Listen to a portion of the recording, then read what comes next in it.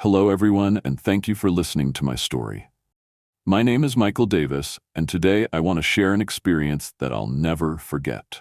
At 65 years old, I made the decision to take a leap of faith and meet someone new, a potential companion to share the next phase of my life. But what started as a hopeful encounter soon turned into one of the most unusual experiences I've ever had. A little about me: I retired 5 years ago after spending over 30 years as a high school math teacher. I now live in a quiet 2-bedroom condo in sunny Florida. My only daughter, Sarah, resides across the country in New York. My wife passed away 3 years ago, and since then, life has been calm, yet undeniably lonely. I filled my time with gardening, reading, and even volunteering at a local library, but something always felt missing.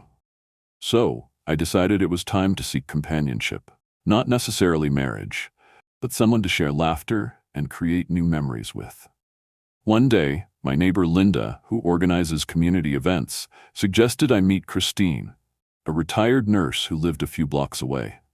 Linda mentioned that Christine was also searching for companionship and thought we might have a lot in common.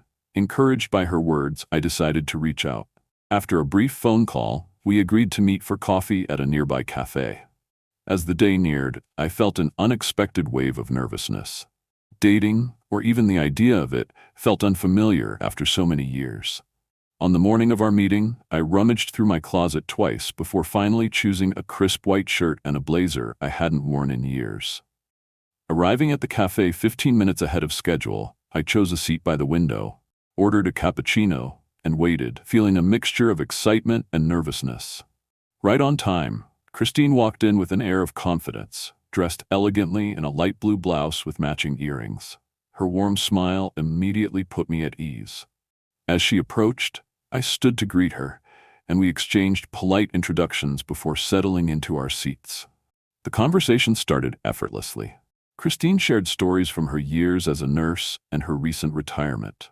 She spoke fondly of her son, who had moved to Chicago for work, and her passion for cooking. In return, I talked about my years as a teacher, my daughter who lived in New York, and my love for gardening. We found common ground in our experiences, our shared appreciation for quiet moments, and the challenges of adjusting to life after decades of structured work. For a while, the conversation felt natural, and I began to relax. But as the discussion continued, Christine's tone changed, signaling a shift from lighthearted conversation to something more serious.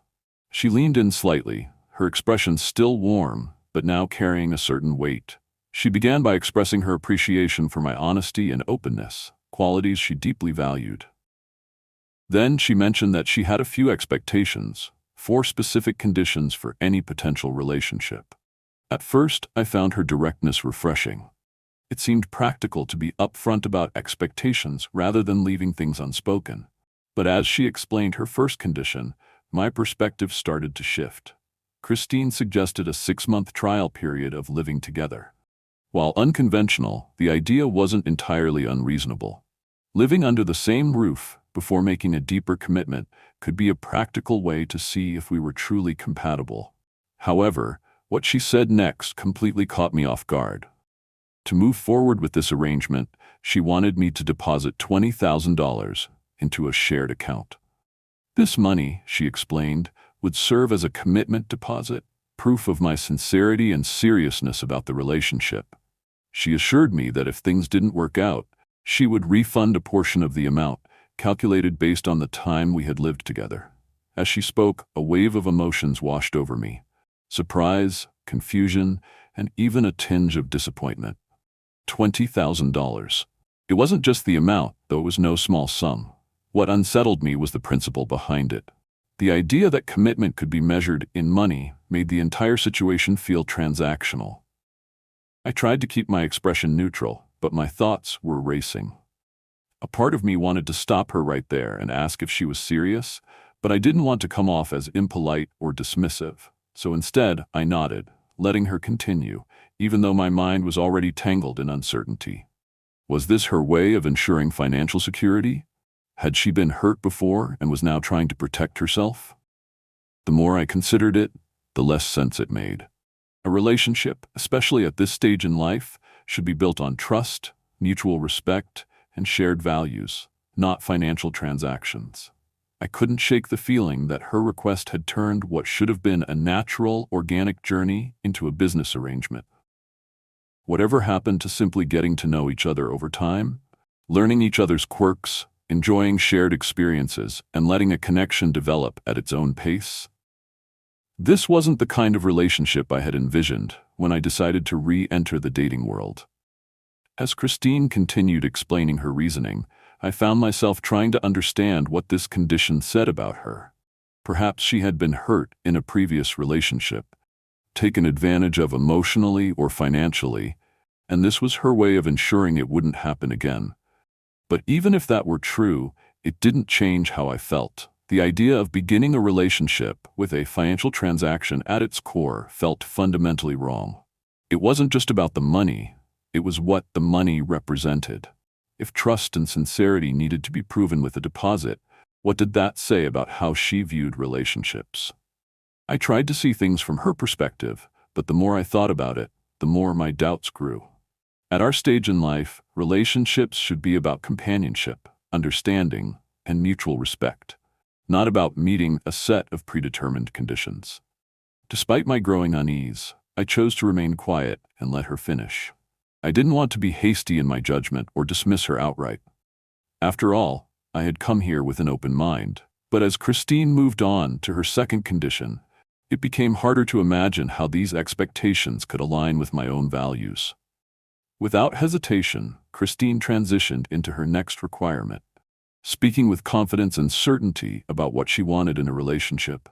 She shared that one of her lifelong dreams had been to visit Hawaii, a place she had always associated with beauty, tranquility, and romance. But this wasn't just about taking a vacation. Christine had a specific vision in mind, a month-long getaway filled with special experiences, including a professional photo shoot to capture the memories. Her voice brimmed with excitement as she painted a picture of sunset walks on the beach, scenic helicopter tours over volcanoes, and candid snapshots symbolizing the start of what she hoped would be a meaningful new chapter for both of us. At first, I could understand the sentiment. A dream vacation to Hawaii sounded wonderful, and I recognized how much it must have meant to her to envision such a special experience. But as Christine continued, her expectations became clearer, and with them, a growing sense of unease. She expected me to cover all the costs of the trip. Her reasoning? She would take care of every detail, ensuring a stress-free experience for me. "I'll handle all the arrangements," she assured me. "From flights to accommodations, all you need to do is relax and enjoy." I maintained a polite smile, but inside my thoughts were racing. A month-long trip to Hawaii was no small expense. Beyond the financial aspect, I found myself questioning the practicality of such a grand gesture at this stage. What unsettled me even more was her insistence on a professional photo shoot during the trip. Christine explained that she wanted these pictures to serve as a symbol of our connection, a visual representation of our shared future. While that might sound sentimental, it felt premature. We hadn't even spent an entire afternoon together, yet she was already picturing us in matching Hawaiian outfits, posing for framed portraits. I couldn't shake my discomfort. A trip of this magnitude wasn't just about money. It represented a level of closeness and commitment that didn't align with how little we actually knew about each other. Relationships, at least in my view, should unfold naturally. This felt like skipping straight to the final chapter, without even reading the first few pages. As Christine spoke, I tried to make sense of what all of this might reveal about her. Was her focus on elaborate gestures simply a reflection of her personality? Or was there something more beneath the surface? Perhaps, after dedicating much of her life to caring for others through her nursing career raising her son, she now felt it was her time to prioritize herself. I could respect that. But expecting me to fund such an extravagant trip felt unbalanced. It wasn't just about covering the cost. It was the unspoken expectation that my value in this relationship would be measured by my willingness to provide materially. And that was something I couldn't ignore. I reflected on the kind of companionship I truly desired, one built on shared values, mutual understanding, and the simple joys of everyday life. I wasn't looking for a relationship shaped by grand expectations or financial obligations. The idea of entering something with this level of demand left me more uncertain than ever. As Christine moved on to her third condition, I braced myself. By this point, I wasn't sure what to expect, but I knew I needed to hear her out. Her next requirement, once again, centered around finances. Christine explained that if our trial cohabitation proved successful and we decided to marry, she would expect full control over our household finances. Specifically, she wanted me to entrust my retirement income to her, allowing her to manage it entirely. She presented her reasoning in practical terms. As a retired nurse, she believed she had the organizational skills and financial discipline necessary to handle money more efficiently. Each month, she would allocate me a small allowance for personal expenses, ensuring that the rest of our finances were used responsibly for shared necessities and future planning. At first, I thought she might be joking. Surely she didn't mean that I would lose access to my own money entirely. But as she spoke, it became clear that she was completely serious. She even went so far as to add that if I exceeded my allotted spending, I would need to compensate by taking on extra household duties, such as cleaning or cooking. While she framed this arrangement as practical and fair, it felt deeply unsettling.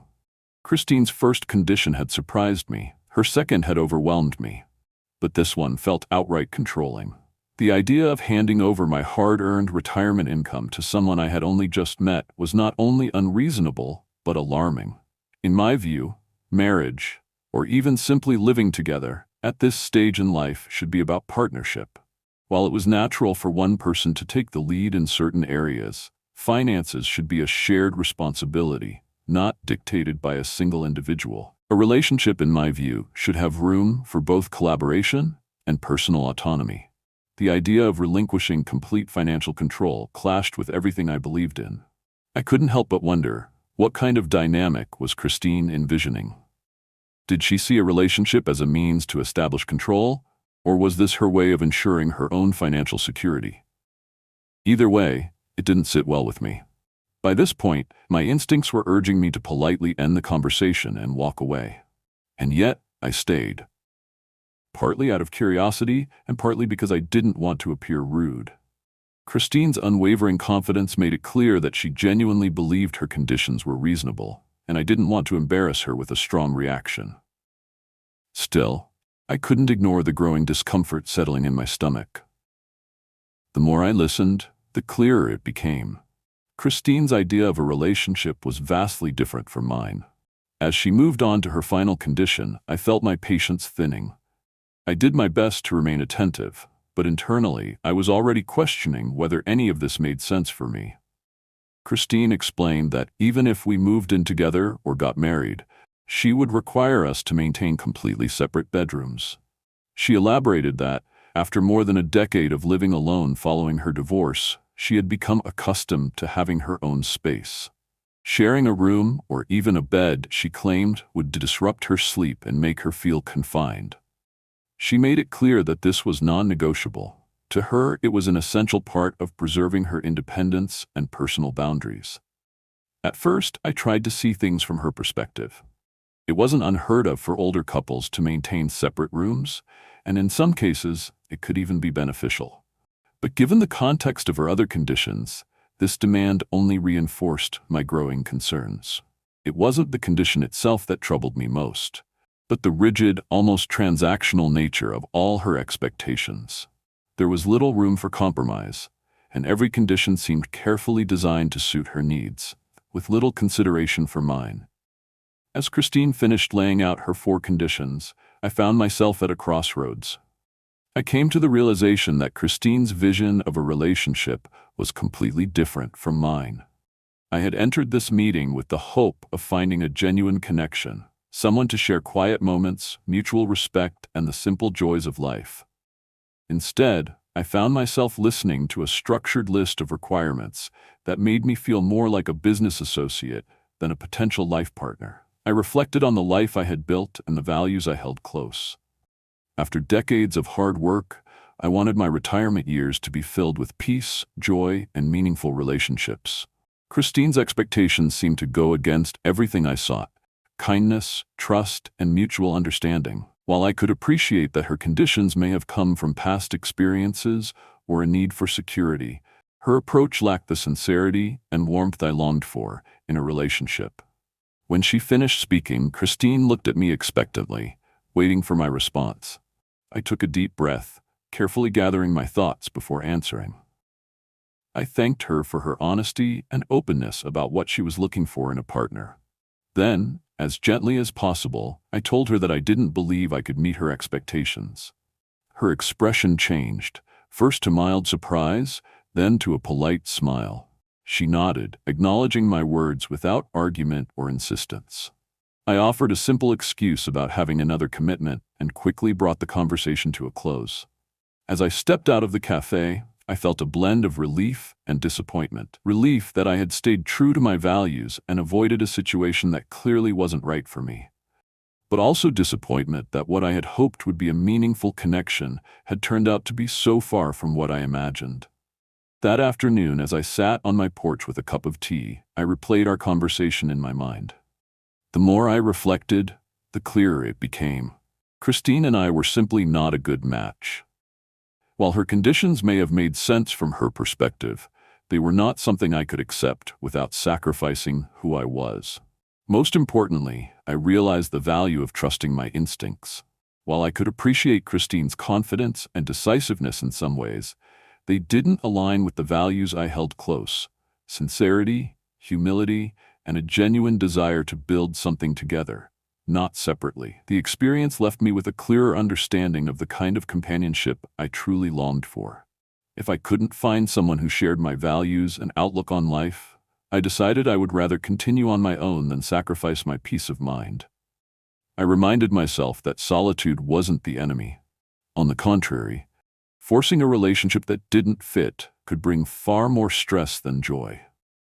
In the days that followed, I reflected not just on my meeting with Christine, but on the realities of dating later in life. Many of us carry the weight of past experiences, and it's only natural to want to protect ourselves. However, I still believe that meaningful relationships are built on trust, mutual respect, and shared values, not rigid expectations or financial conditions. For anyone stepping into relationships at this stage of life, my advice is simple: know your worth, trust your instincts, and never settle for anything that disrupts your peace and happiness.